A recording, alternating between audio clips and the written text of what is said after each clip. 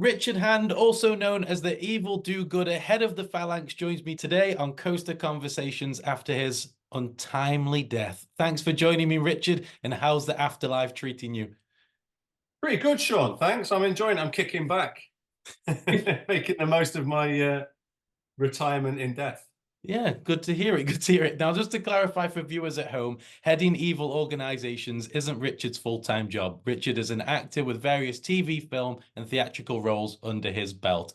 So, just to kick things off, we're going to start off with a few quick-fire questions to get into the swing of things. So, are you Okay. ready?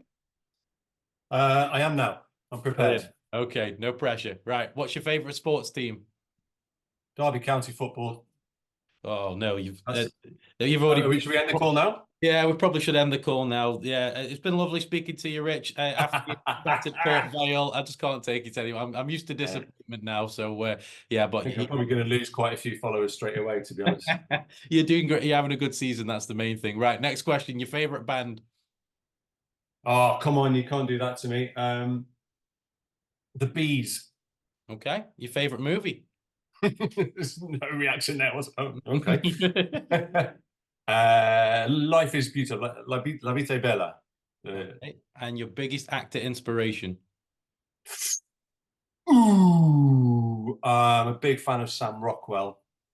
He's one of those great actors that kind of flies under the radar a little bit, but he's everything he does is great quality. I think he's a superstar.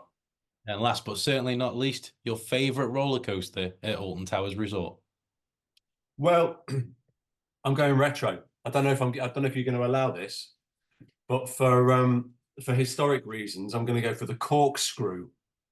That's a good Is choice. that allowed? That is, of course, it's allowed. You know, that was my first ever like big roller coaster. My first ever roller coaster was the Dragon at Legoland Windsor that my parents dragged me on when I was younger. And I just didn't go on any roller coasters until a school trip. We went on a school trip to learn about physics, and they took us to Alton Towers, right? It's a great lesson. It's a good expenses write-off, isn't it, really, for the school? But the Corkscrew was the first roller coaster I ever went on, and it'll always hold that special place. So that's a solid choice. Yeah, you and me both, mate. How did the job come about to play this role for Alton Towers Resort? And would you classify yourself as a theme park fan? Uh, I enjoy theme parks. I mean, from doing this job, I've learned what a theme park fan really is. And so I don't think I can classify myself as a proper theme park fan stroke enthusiast because you guys are serious. You take it, you do this thing properly. For many months now, fans online have been calling you Mr. Phalanx Man, setting up fan pages, creating artwork, you name it. I mean, the theme park crowd are a dedicated bunch of people. I mean, did you know much about the community before you took on the role and kind of what's I the response been like? I have no idea whatsoever, Sean. I mean, that's probably the most exciting thing about this job is the response from the fans and the community, and just how much people have taken this storyline to heart. But it was a great concept, I think. I think the creative agency, along with Alton Towers, came up with a brilliant way of allowing a ride to close and make that into a positive and get everyone super excited about it. Yeah, Um, 100%. Yeah, I mean, it's crazy because as soon as the first trailer came out that you featured in, the amount of buzz, talk, discussion, and then the fan art came out, and then there was even pages dedicated to you. It's like it's got to blow your mind a little bit how you've gone, you've stepped into this new theme park space that you haven't experienced before in an acting role. And the next minute, you're the face of Alton Towers basically for this brand new marketing campaign. yeah, it was superb. I mean, my stage combat teacher when I was in drama school a good many years ago was a guy called Rennie, and I was always quite envious of him because he did the voice for Oblivion. Right. You Okay. know that But don't don't look look that. Oh, down. yeah, yeah. And I just sort of went, oh, you lucky guy. I wish I'd got something as cool as that. And I'd love to have that association with Alton Towers. Alton Towers itself was quite a big part of my youth growing up. My dad used to take me there all the time. So I am a fan of Alton Towers itself, but I don't know a lot of other theme parks and rides. That's kind of the center of my theme park world, I would say. But then, I mean, when I used to go, like I said, the corkscrew was the height of excitement. And you know the hill that goes down to Oblivion? Yes. That used to be a long toboggan run, which you wouldn't get past health and safety now because it was just these little plastic carts and you just sat down and flew down the hill into vaguely cushioned pads at the end. And you quite often see people kind of limping away or holding like gashes and things.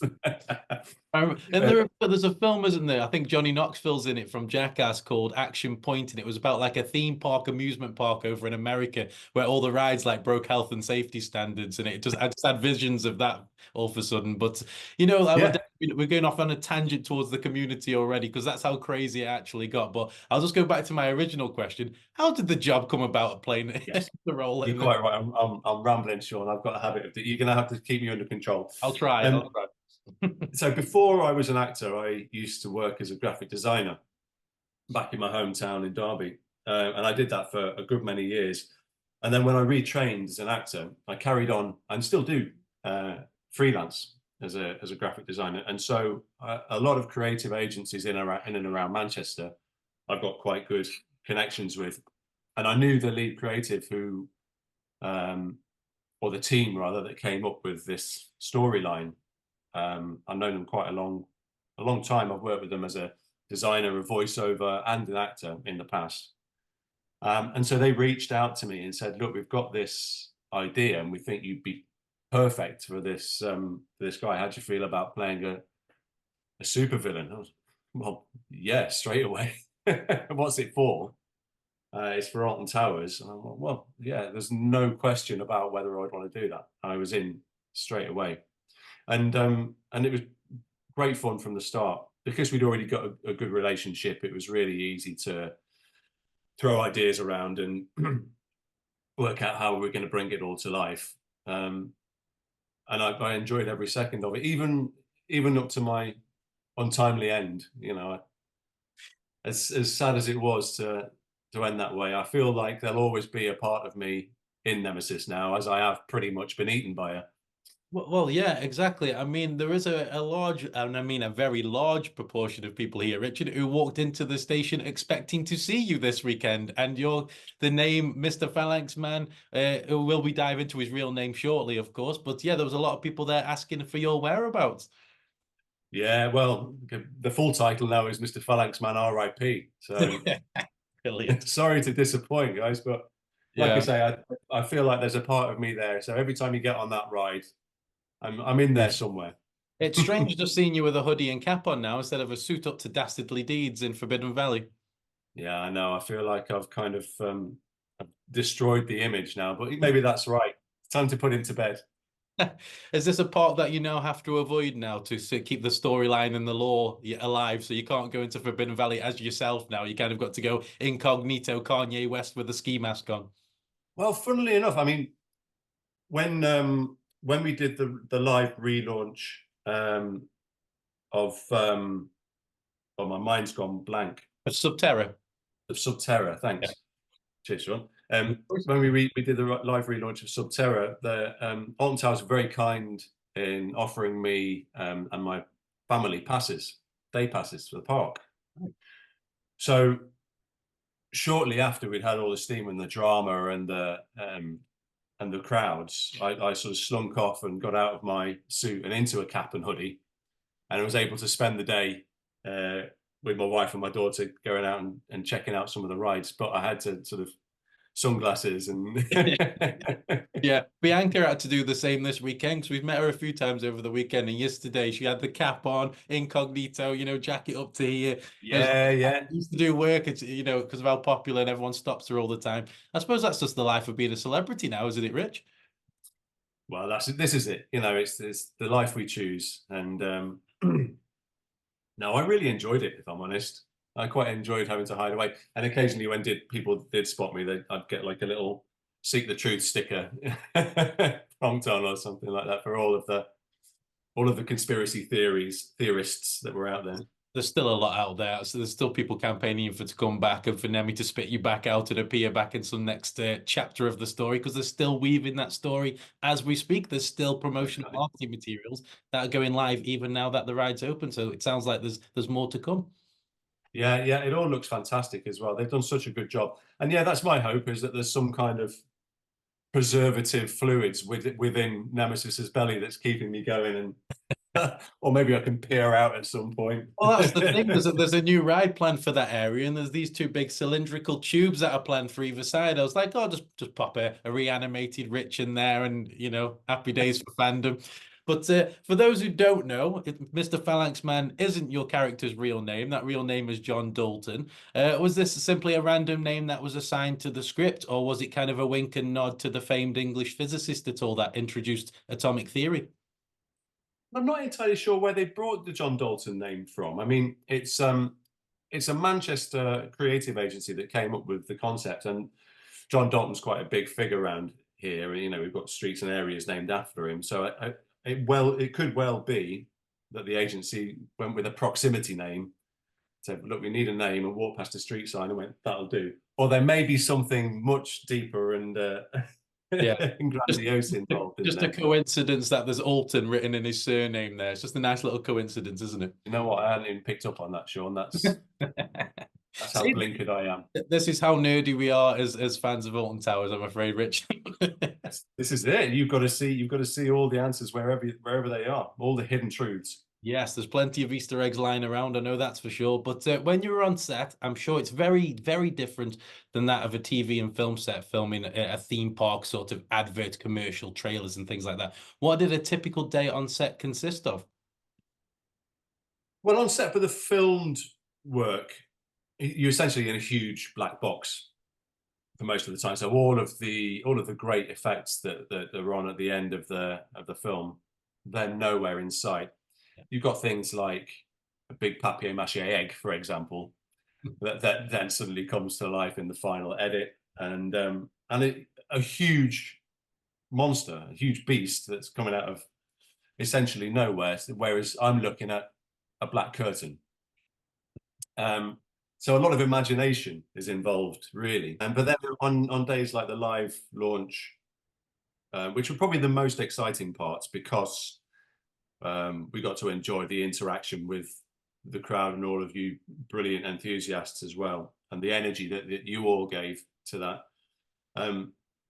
That's quite a high adrenaline day, because we're all at the back sort of going through the possible outcomes and the possible reactions, and you never really know what's going to happen until you just press go and hit real time. So they're the most exciting ones, really. And also you've got a whole team around you working, you know. Yeah, I mean, in terms of stepping forward in front of a crowd for the first time, I mean, I know you're very well versed in the theatrical space of theatre, and standing in front of crowds is nothing new to you. But with it being, I don't know, the culmination of all these weeks of work together to build this character, standing in front of very, very excited fans, that's that little hint of nervousness to kind of get it spot on and deliver that fine performance? Oh, absolutely. I mean, there's always nerves. If there's no nerves, then you're not. Sorry, my dogs are going crazy because they've seen a cat in the garden. Nice If little there's no caveat nerves, for your there's no insight. excitement. Yeah, yeah, I don't know. And you can't do it without the nerves and the excitement, because that's what keeps you on edge and gives you the energy and the boost. I think anyone who doesn't feel that nervous energy there's something wrong with them. You know, I think they're probably a psychopath or something like that. I'll keep that in mind for, well, I mean, I own running a museum with a couple of friends of mine, and we've got a talk next month in front of a big crowd of people at a convention. So any tips for me? Because public speaking and me, vlogging is one thing, but public speaking is a completely different kettle of fish for me. I think the big one is to know that you're good at it. I mean, this is the first time we've had a proper chat, Sean, and I can see that you're very well practiced and very slick at this. I think know that you're great at it, and know that you're going to enjoy it. That's the big one. These exciting moments are what life's all about, really. So you've got to grab them with both hands and sort of ride that nervous excitement, because those fun moments, they don't come along every day. So the big tip I would say is embrace it, enjoy it. I'll try. I'll try. And I appreciate the compliment. There will be a £10 coming over to your PayPal account after this conversation. Thank you very much, as promised. Nice. But Yeah. I remember when we first spoke, it was a couple of months ago now. Time does really does fly, but Yeah. everything was very hush hush in terms of things you could and couldn't mention and discuss. Like, how difficult was it to keep certain things a secret, like with so many fans interacting with you online?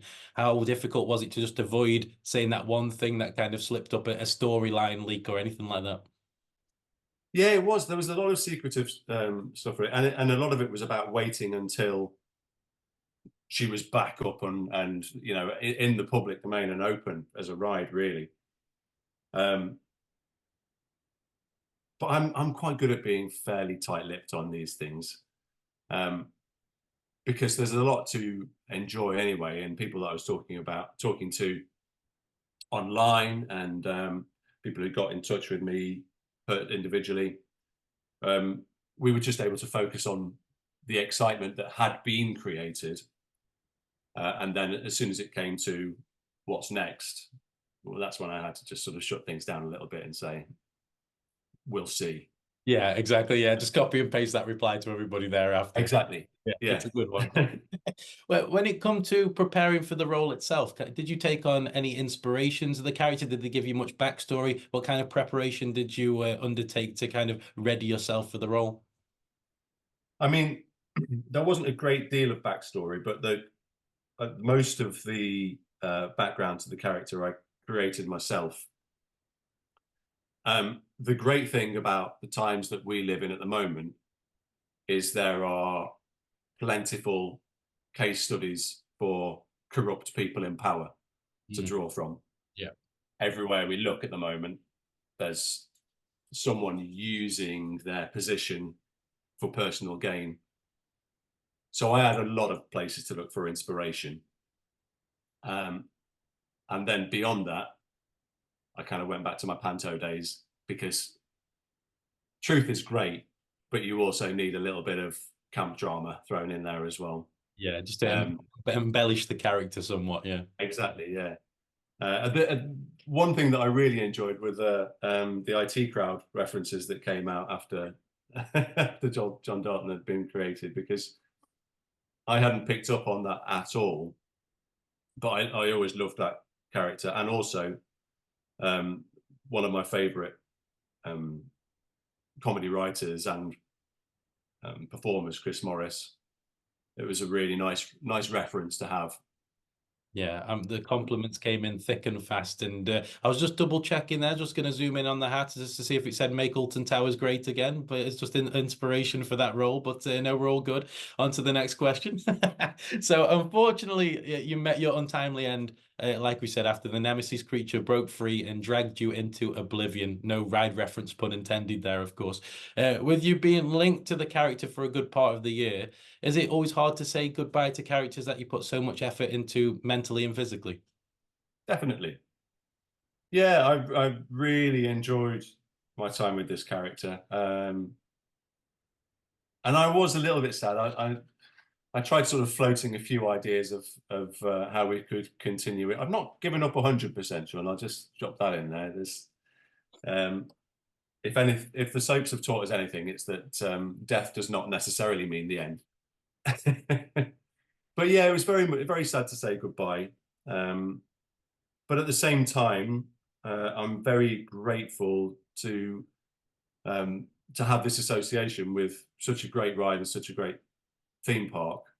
Well, like I say, some of the photos and footage that I've seen, I've not ridden the new Nemesis yet, but what I've seen of it, it looks like they've done an incredible job, and I can't wait to get down there and have a go. Yeah, it really is phenomenal. I think you're going to love it. We still stepped into that area. I think the expectation from many was a fresh upkeep, new lick of paint. I think people would be happy. People didn't expect to walk in and see a Universal or Disney quality, enhancement of what was there before. And I think now, well, as the weekend proved, that area is more popular than anywhere else in the park now. Yeah, well, that's great. It's so cool because for me now, every time I go and visit that area, there's a real personal connection for me. So whilst I have let go of the Phalanx and John Dalton, I kind of I'll always have that. Yeah. And I'll always have a real affection for it. So yeah, it's kind of special to have a bit of legacy, I suppose. Yeah, and I love how you said you're going to leave the door open for like the potentials or any script floated ideas you've done out there. So let's just say in another universe where John is still alive, for example, he's alive and well and kicking. What do you think he'd be up to by now if the Nemesis Beast hadn't torn him a new one? Well, I mean, big plans with the Phalanx. I think it's kind of sad, really, because without John Dalton at the helm, we've got an incredible Nemesis.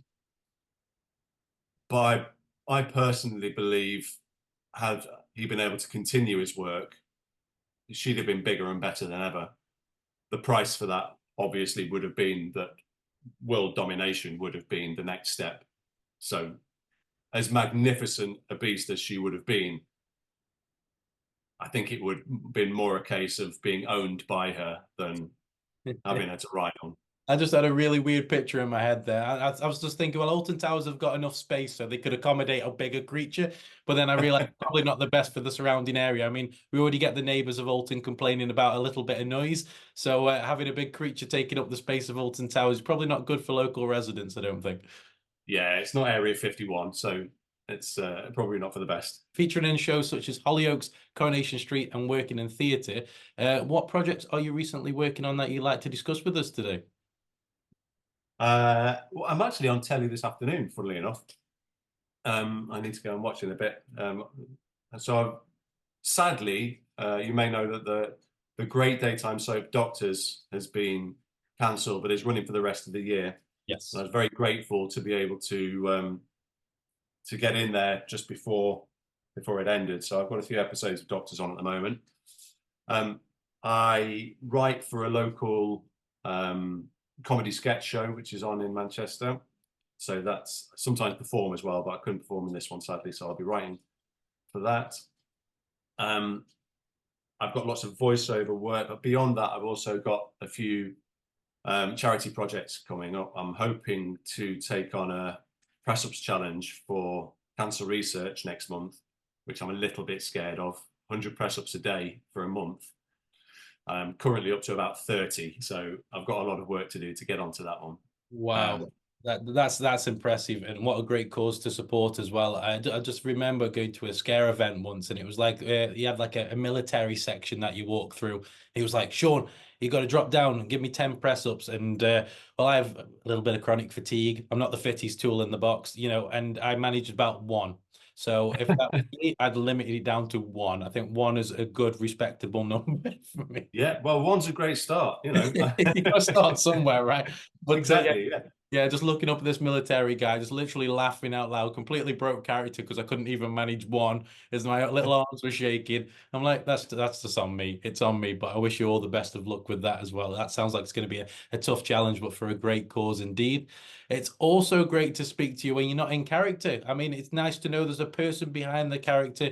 And I imagine when you were still in character on the Sub Terra day, it was quite difficult because it's quite difficult to interact when you're in character. You want to get your personality across and thank fans for their support, but at the same time, you've got to stay in character. You've got to stay on motif. This is it. I was a pretty cold dude when I was sort of meeting and greeting people. So I hope I didn't upset anyone or hurt anyone's feelings because, yeah, I am quite a happy, chatty fella normally. So I did have to hide that quite a lot. So yeah, if you did meet me at Alton Towers and I gave you a bit of a cold shoulder, then I do apologise. That was John and not myself. Next time we bump into each other, we'll stop and have a bit of a chat, I'm sure. Oh, I look forward to it. I remember because there was a few people in front of me in the queue, and I remember someone reached out, and I can't remember the exact dialogue you said, but it was straight on character, straight on point, and everybody loved it. And you just kind of walked away like a rock star after a concert, straight down towards the front of the park. But Rich, it's been so good having you on the Coaster Conversations. I really appreciate you sitting down and talking to me about all things Mr. Phalanx Man, and I wish you all the success in the world for your future projects and for the upcoming cancer research task. Thanks ever so much, Sean. You're a superstar. It's really good to talk to you, mate.